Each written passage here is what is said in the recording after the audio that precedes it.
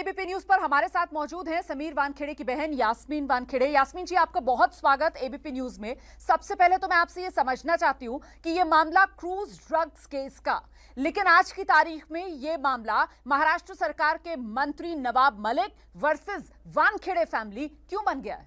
एक पर्सनल मामला क्यों बन गया है? ये औरतों की इज्जतों पे क्यों आ चुका है? ये पर्सनल क्यों जा चुका है? ये एक ड्रग रैकेट है, एक ड्रग एलिमिनेशन का काम है। एक ऑनेस्ट ऑफिसर को उनकी फैमिली के बारे में क्यों क्वेश्चन किया जा रहा है? कनेक्शंस क्या है मैडम इनके बीच में? ये प्रश्न नवाब मलिक जी को पूछिए कि ड्रग्स को पकड़ना, उनके दामाद को पकड़ना, या उनको ड्रग्स पकड़ने में ये एलिमिनेशन होना, इरेडिकेशन होना ड्रग्स का, उनको उसके लिए तकलीफ हो रही है जो ये पूरी फैमिली को डाल रहे हैं।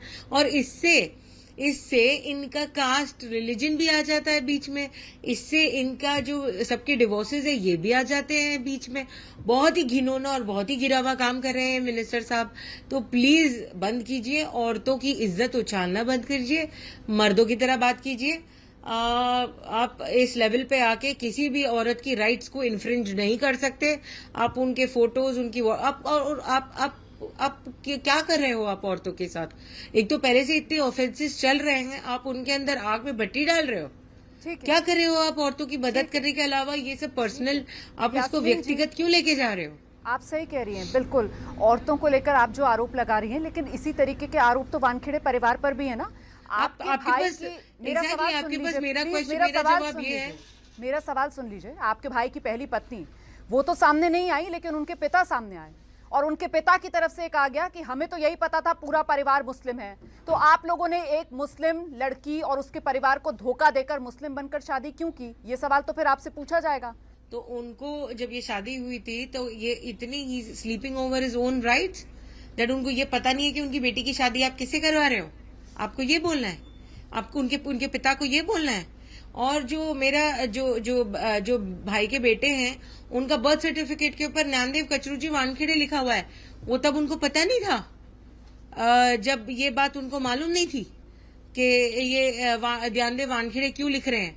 यार आप डॉक्टर साहब हो, you should be more knowledgeable. आपके लोगों की जान आपके हाथ में, आप ये ऐसे झूठे statements, unbasable truthless without any evidence statement दोगे तो आपकी खुद की यहाँ पर लोग आपके पास डर के आएंगे नहीं कि आपको कुछ पता नहीं है। आप तो यास्मीन जी आपको पता नहीं होगा ना, इससे आप तो यास्मीन जी एक वकील हैं। मेरे ख्याल से आप ये बेहतर जानती होंगी कि इस्लाम के अंदर निकाह जो है वो दो मुसलमानों के बीच ही जायज है। तो फिर अगर एससी समुदाय से आते हैं आपके भाई, तो उन्होंने निकाह किया कैसे? वो तो वैलिड ही नहीं होगा। आप तो वकील है ना, जैसे आप डॉक्टर साहब पर सवाल पूछ सकती हैं, ऐसे ही फिर वकालत को लेकर आपसे भी सवाल पूछा जा सकता है। निकाह कैसे कर लिया? सुनिए, ये मेरी मम्मी थी जिनके जो एक मुस्लिम वुमन थी, तो उन्होंने वो बनाया था निकाह, और उनके जो उनके मानते हुए, उनकी मान्यता रखते हुए उस पे साइन कर दिया गया। उनको उर्दू नहीं आती, मेरे डैडी को ही ना आती है, नहीं मेरे भाई को आती है। और मेरे भाई का जो लीगल, एक मिनट लेट मी कंप्लीट। पता है कि निकाह जो है वो दो मुसलमानों के बीच ही हो सकता है। थे वो निकाह दो मुसलमानों के बीच ही हो सकता है। स्पेशल मैरिज एक्ट के बारे में आप क्यों नहीं बात कर रही हैं जो दूसरे दिन हुआ? स्पेशल मैरिज एक्ट के बारे में मैं बात तब करूंगी ना जब आप मुझे जवाब देंगे कि निकाह क्यों किया, जो सिर्फ निकाह हिंदू और मुस्लिम के अंदर ही हो सकता है। वैलिड ही नहीं है, फिर निकाह हो कैसे गया? ये स्पेशल मैरिज एक्ट क्यों किया, ये भी तो एक सवाल होना चाहिए मैडम। स्पेशल मैरिज एक्ट क्यों किया, ये भी तो आप सवाल पूछिए। अच्छा, अब जरा उन आरोपों पर आ जाते हैं। He knew his duties. He knew that he is a Hindu. Special marriage act में क्यों आई? उन्होंने स्पेशल मैरिज एक्ट क्यों किया? Under the special marriage act which is made for the Muslim and the Hindu, for other communities who do not belong to the same community, उन्होंने special marriage act क्यों किया? अगर वो मुस्लिम थे तो उन्होंने स्पेशल मैरिज एक्ट क्यों किया? ये तो फिर नवाब मलिक की तरफ से आरोप लगाया जा रहा है ना कि आप लोगों ने साजिश रची, क्योंकि उनको नौकरी चाहिए थी 2008 में, सरकारी नौकरी के लिए वो कोशिश कर रहे थे, तो धूल झोंकने के लिए। ये तो नवाब मलिक आरोप लगा रहे हैं। किसके खिलाफ? जाति प्रमाण पत्र का फायदा उठाने के लिए, यही तो नवाब मलिक आरोप लगा रहे हैं। आरोप लगाने के लिए आरोप लगाते हैं ट्विटर और प्रेस के मीडियम से आरोप लगाते हैं, प्रेस के मीडियम से। किसके मीडियम से आरोप लगाते हैं? आरोप लगाते हैं कोर्ट जाइए। आपको पता है मीडिया क्या आप ट्रायल है? आप मीडिया ट्रायल चल रहा है, ये आपके पास एविडेंस है, आप बैठे सुबह नहीं, आप जाइए कोर्ट में, वहां पर जाके पेश कीजिए. Anything is illegal we will be answerable there in the court in the front of the honourable justice. और संविधान के खिलाफ सामने हम उसका वो करेंगे, जवाब देंगे. Who is he to be answered? Who is he to ask legal questions? Who is he to tell us what to do and what to not?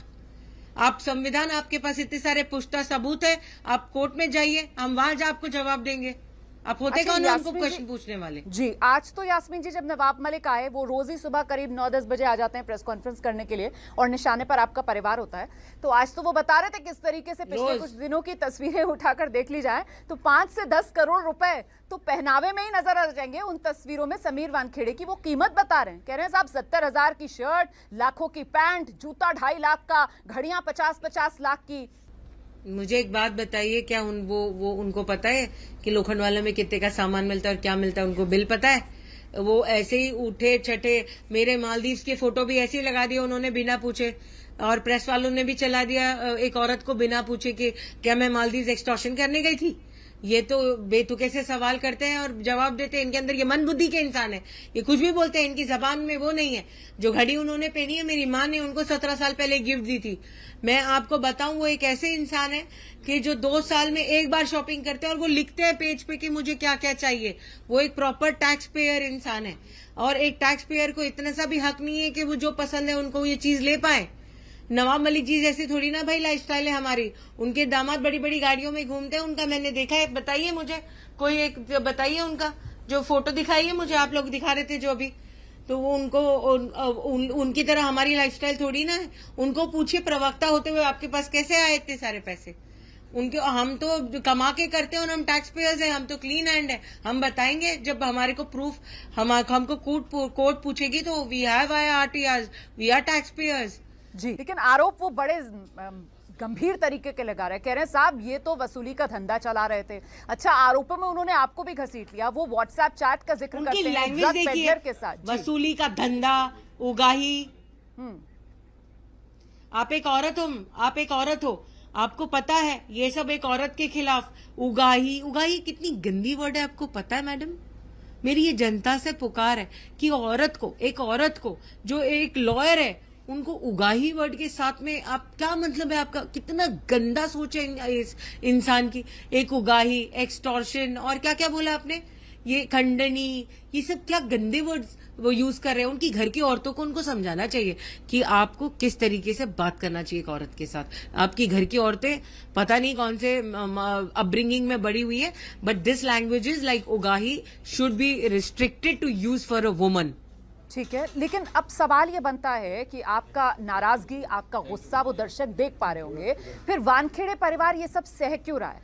आप लोग क्यों नहीं चले जाते हैं अदालत में? एक ऑनेस्ट ऑफिसर के खिलाफ ये मैसेज रॉन्ग जा रहा है. मैं जा रही हूँ, किसने बोला आपको मैं नहीं जा रही हूँ? मैं तो खुला जा रही हूँ. कोर्ट्स बंद है मैडम, सबके त्योहार चल रहे हैं. बिल्कुल, आप ये कह रही हैं कि जैसे ही अदालती कार्रवाई शुरू होगी, कानूनी विकल्प आप नवाब मलिक के खिलाफ आजमाएंगी, उनके खिलाफ आप एफआईआर भी करवाएंगी. समीर वानखेड़े, जाहिर सी बात है पूरा वानखेड़े परिवार आहत होगा. समीर वानखेड़े इस वक्त किस तरीके की मनोस्थिति से गुजर रहे हैं, और क्या वो भी आगे किसी तरीके का कानूनी विकल्प, क्योंकि खबरें ऐसी आ रही हैं कि वो भी केस दर्ज कराना चाहते हैं नवाब मलिक के खिलाफ, क्या ऐसा होने जा रहा है आगे? एक ऑनेस्ट ऑफिसर को जिसने 15 साल अपनी ड्यूटी निभाई है, जिसने रात दिन ना देखते हुए, अपनी फैमिली पे ज्यादा ध्यान ना देते हुए वफादारी से अपनी ड्यूटी निभाई है, जहां पर उनके ऊपर रेड्स हुए थे, उनकी हिस्ट्री देखिए.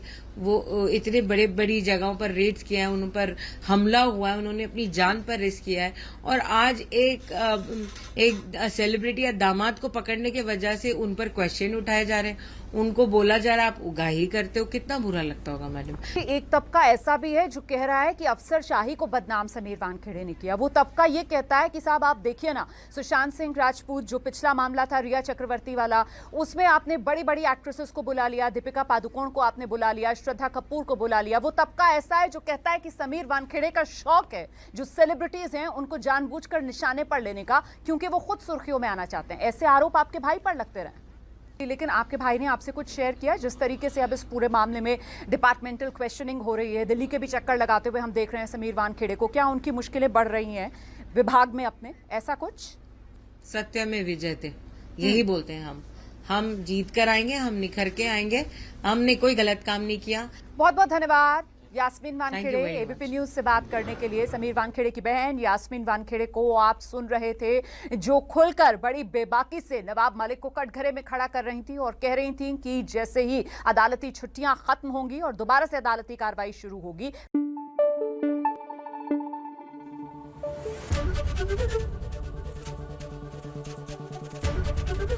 एबीपी न्यूज आपको रखे आगे।